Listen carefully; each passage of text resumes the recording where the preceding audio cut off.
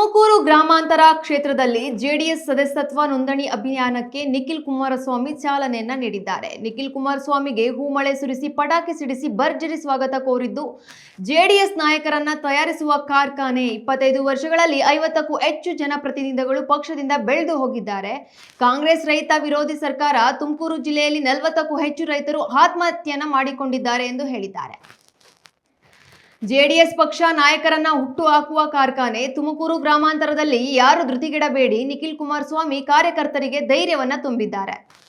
ಕಳೆದ 25 ವರ್ಷದಲ್ಲಿ 50ಕ್ಕೂ ಹೆಚ್ಚು ಜನ ನಮ್ಮ ಪಕ್ಷದಿಂದ ಬೆಳೆದು ಹೋಗಿದ್ದಾರೆ. ಅದರಲ್ಲಿ ತುಮಕೂರು ಗ್ರಾಮಾಂತರ ಕ್ಷೇತ್ರ ಕೂಡ ಒಂದಾಗಿದೆ. ಸ್ಥಳೀಯ ಚುನಾವಣೆ ಕಾರ್ಯಕರ್ತರು ಸಜ್ಜಾಗಿ, ನಿಮ್ಮನ್ನ ನಡು ಬೀದಿಯಲ್ಲಿ ಕೈಬಿಟ್ಟು ಹೋಗುವುದಿಲ್ಲ.